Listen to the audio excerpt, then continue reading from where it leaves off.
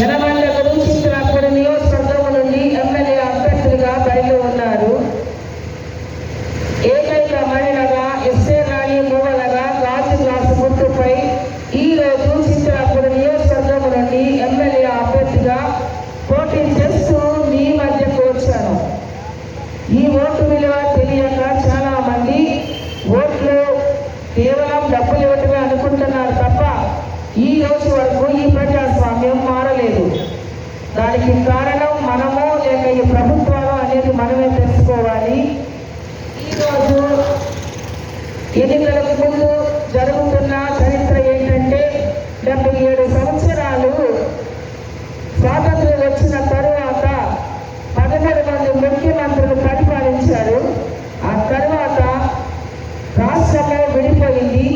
రాష్ట్రం విడిపోక ముందు కాంగ్రెస్ హయాంలో ఇది ఎస్సీలకు కేటాయించిన తరువాత మన మొట్టమొదటి ఎమ్మెల్యే కాంగ్రెస్ నుండి మద్దాల రాజేష్ గారు ఇక్కడ ఎమ్మెల్యేగా ఉన్నారు. రాష్ట్రం విడిపోయిన తరువాత మన మొట్టమొదటి ముఖ్యమంత్రి చంద్రబాబు నాయుడు గారి హయాంలో తెలుగుదేశం నుండి ఒక ఎమ్మెల్యే చింతలపూడి నియోజకవర్గం నుండి వస్తూ రెండవసారి మన ముఖ్యమంత్రి జగన్ గారి హయాంలో మరొక ఎమ్మెల్యే వైఎస్ఆర్సీపీ నుండి వచ్చారు. అయితే ఇక్కడ ఒక విషయం గమనించాలి. 175 స్థానాలు ఉన్నాయి. ఈ 175 స్థానాలలో ఇప్పుడు అందరూ పోటీ చేస్తున్నారు. అయితే కొన్ని చోట్ల ఎస్సీలు పోటీ చేస్తున్నారు. ఈ ఎస్సీలకు సీట్లు ఇచ్చింది ఏ కాంగ్రెస్ కాదు, వైఎస్ఆర్ కాదు, బీజేపీ కాదు, తెలుగుదేశం కాదు. భారతదేశంలో స్వాతంత్రం కావాలని కొంతమంది స్వార్థపరులు స్వాతంత్రం అడిగితే బ్రిటిష్ వారు ఈ దేశాన్ని అప్పటికి పరిపాలిస్తున్నారు. దానికి ముందు ముస్లింలు పరిపాలించారు. ముస్లిం పరిపాలించిన అనంతరం క్రైస్తవులు ఈ దేశాన్ని పరిపాలించారు. అప్పుడే ఇక్కడ క్రైస్తవులు వచ్చింది. అంతవరకు మనం అందరం హిందువులుగానే ఉన్నాం. ఇప్పటికి కూడా హిందువులమే. ఇక్కడ ఎవరు క్రైస్తవులు లేరు. వారు వచ్చి క్రైస్తవ్యాన్ని క్రిస్టియానిటీని ఇచ్చి ఈ రోజు ఇక్కడ బస్సులు ఉన్నాయి, స్కూల్స్ ఉన్నాయి. ఇంగ్లీష్ మీడియం స్కూళ్ళు ఏర్పాటు చేసింది బ్రిటిష్ గవర్నమెంటే. ఈ రోజున పేర్లు మార్చారు కానీ కేవలం బ్రిటిష్ వల్లనే ఇక్కడ ఇంగ్లీష్ మీడియం స్కూల్స్ వచ్చినాయి, చర్చెస్ వచ్చినాయి, క్రైస్తవులు అయ్యారు. వేల మందికి అనాథ ఆశ్రమాలు పెట్టారు, తర్వాత వృద్ధుల హాస్టల్ పెట్టారు, కుష్ఠులకు హాస్టల్ పెట్టారు. సమాన స్థాయిలో అందరినీ ఉంచినది బ్రిటిష్ గవర్నమెంట్ మాత్రమే. అయితే కొంతమంది స్వార్థపరులు మాకు స్వాతంత్రం కావాలి అని అంటే ఆ రోజున 253 మంది కాన్ఫరెన్స్ లో కూర్చున్నప్పుడు మీకు స్వాతంత్రం కావాలి అని అంటే ఖచ్చితంగా మీరు రాజ్యాంగం రాసుకోవాలి. ఈ రాజ్యాంగం రాసుకోవాలి అంటే మరి మీరు రాజ్యాంగం ఎవరు రాస్తారని అడిగితే డాక్టర్ బిఆర్ అంబేద్కర్ 253 మందిలో లేచి నిలబడి నేను రాజ్యాంగం రాస్తానని చెప్పిన ఏకైక నాయకుడు డాక్టర్ బిఆర్ అంబేద్కర్. ఈ డాక్టర్ బిఆర్ అంబేద్కర్ ని అందరూ ఎస్సీల నాయకుడు అనుకుంటున్నారు. కాదు, యావత్తు భారతదేశాన్ని రక్షించిన ఏకైక నాయకుడు డాక్టర్ బిఆర్ అంబేద్కర్. ఈ విషయం మీకు తెలియక అపోహలు పడుతున్నారు. అందరి కులాలకి అన్ని కులాలకి సమాన స్థాయిలో న్యాయము చేయాలని చెప్పిన ఏకైక నాయకుడే డాక్టర్ బిఆర్ అంబేద్కర్. ఇక్కడ చాతుర్య వర్ణ వ్యవస్థ నడుస్తుంది. ఈ చాతుర్య వర్ణ వ్యవస్థలో ఆర్యులు బ్రాహ్మణ వృత్తి చేస్తే, వైశ్యులు వ్యాపారం చేస్తే, శక్తులు పాలకులుగా ఉంటే యావత్తు శూద్ర జాతి 85% ఉన్నారు. ఇందులోనే ఇప్పుడు మీరు ముఖ్యమంత్రి వర్గంగా చూస్తున్న వైఎస్ జగన్ కానీ చంద్రబాబు నాయుడు కానీ వీరందరూ కూడా శూద్రులే. రెడ్డి, కమ్మ, కాపు ఇలాగ వేలాది కులాలు మొత్తం 85% ఉంటే ఈ 85% యావత్తు శూద్ర జాతికి ఈ యొక్క ఉన్న అగ్ర కులాల వారు ఆలయ ప్రవేశం చేయలేదు.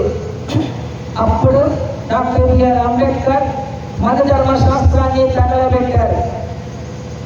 ఎందుకు తగలబెట్టామంటే మేమంతా 85% శూద్రులుంటే మాకు ఆలయ ప్రవేశం లేనప్పుడు మాకు ఈ మత ధర్మ శాస్త్రాన్ని మాకెందుకని తగలబెట్టారంటే అప్పటి నుంచి మాత్రమే ఈ రోజు శూద్రులందరూ ఆలయాన్ని ప్రవేశిస్తున్నారంటే దానికి ఏకైక కారణం కూడా డాక్టర్ బిఆర్ అంబేద్కరే.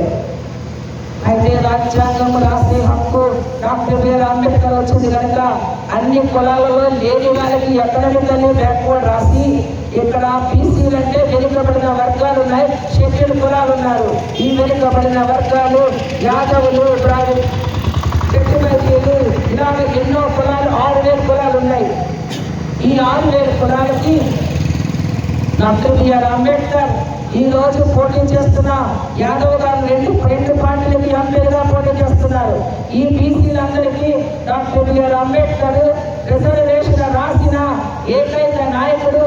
ఎస్సీల కంటే బీసీలకు 27% రాసిన ఏకైక నాయకుడు డాక్టర్ బిఆర్ అంబేద్కర్.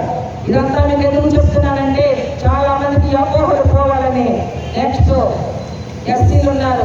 బీసీలతో పాటు ఎస్సీలకి 100కు 15% రాజకీయ పరంగా, విద్యాపరంగా, ఉద్యోగపరంగా వీరికి రిజర్వేషన్ ఇస్తూ బీసీలకి విద్యాపరంగా, ఉద్యోగపరంగా రిజర్వేషన్ ఇవ్వడం జరిగింది. ఈ రోజున బీసీలలో పోలీస్ ఆఫీసర్లు అవుతున్నారంటే, డాక్టర్లు అవుతున్నారంటే, కలెక్టర్లు అవుతున్నారంటే కేవలం డాక్టర్ బిఆర్ అంబేద్కర్ ఇచ్చిన రిజర్వేషనే. కానీ అంతా తెలియక చాలా మంది అంబేద్కర్ కేవలం ఎస్సీ నాయకులుగానే తీర్చిదిద్దుతున్నారు. ఇందులో భాగంగానే అంటరాంతరం అనుభవించారు కనుక ఈ రోజున ఎస్సీగా పోటీ చేస్తున్న వారికి రిజర్వేషన్ ఇచ్చింది 100కు 15% కేవలం డాక్టర్ బిఆర్ అంబేద్కర్ మాత్రమే. ఇప్పుడు అసలు కట్టడానికి వస్తున్నాను.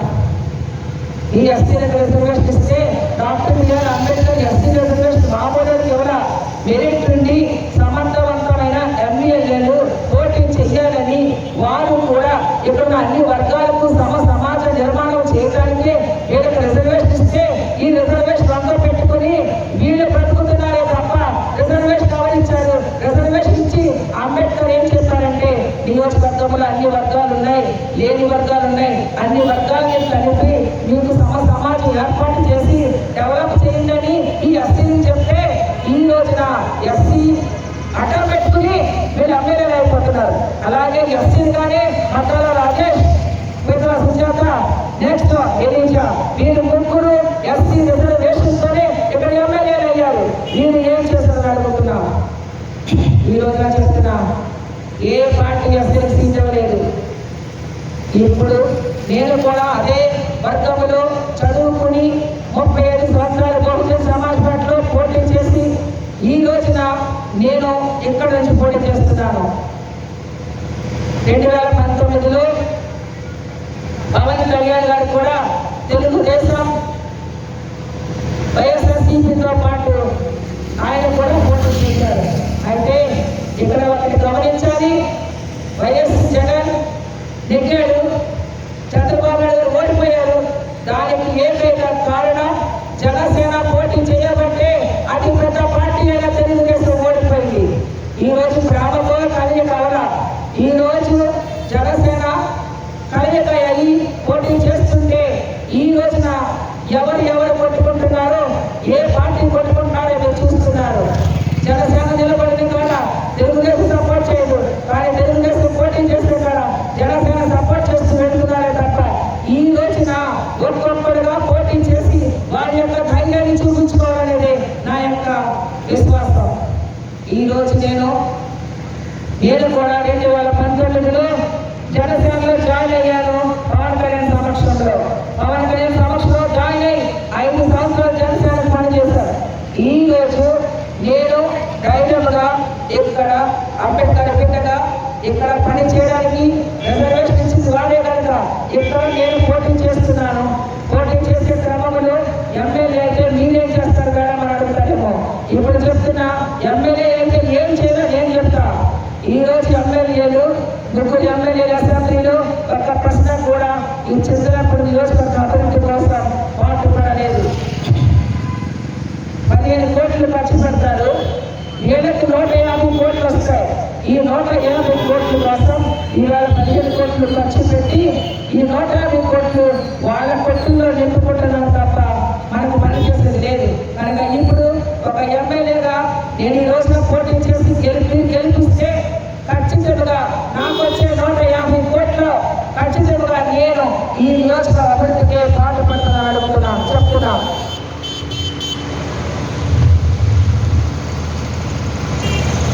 ఈ రోజు 15 కోట్లు ఏంటంటే బస్సులో తరలించి డబ్బు నుంచి మద్యం నుంచి ప్యాకెట్ నుంచి ఈ రోజు 2 పార్టీలు ఓటుకు వేయించి నిలబెట్టుకున్నారే తప్ప ఇక్కడ జరుగుతున్న అన్యాయాన్ని మాత్రం మీరు ఒకసారి చూడమని, నేనే ఎమ్మెల్యేనైతే ఖచ్చితంగా రోడ్లు వేస్తానని, డ్రైనేజ్ సిస్టమ్ కడతానని, రాకపోకలకు వాహనాలు పెడతానని, ఖచ్చితంగా 100 పడకల హాస్పిటల్ పూర్తి చేస్తానని, అలాగే ఇక్కడ ఉన్న 2,72,000 మందిలో దాదాపు 80% లేని వారు ఉన్నారు. అందరికీ డాక్టర్ గ్రూపులు ఉన్నాయి. వీరందరి కోసమైనా ఖచ్చితంగా మహిళల కోసం ప్రతి గ్రామంలో చిన్న చిన్న పరిశ్రమలు పెట్టి వారికి జీవనోపాధి కల్పిస్తారని, చాలా మంది నిరుద్యోగులు ఉన్నారు. ఉద్యోగులుగా చేయాలంటే ఇక్కడే చాలా అవకాశాలు ఉన్నాయి. చదువుకున్న వారు ఎక్కువ ఉన్నారు. ఒకప్పుడు పార్టీ విద్యాధరరావు గారు కూడా ఇండిపెండెంట్ గా పోటీ చేసి గెలుపొంది ఈ రోజు తెలుగుదేశంలో జాయిన్ అవ్వడం జరిగింది. అయితే ఇప్పుడు నేను చెప్తున్నా, నేనే ఎమ్మెల్యేనైతే రాష్ట్ర గుర్తుకు మీరు ఒకసారి ఓటు వేస్తే ఖచ్చితంగా నేను చేస్తున్న పనులు మీకు చెప్పాను.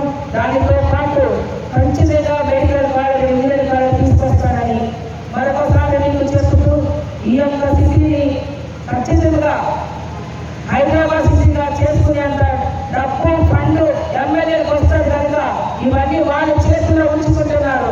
మరి నేనే ఎమ్మెల్యేనైతే నిధులన్నీ కూడా నాకు వచ్చే 150 కోట్లు కూడా ఈ చిత్రాపూర్ నియోజకవర్గ అభివృద్ధికి ఖచ్చితంగా ఖర్చు పెడతానని మీకు తెలియజేస్తున్నాను.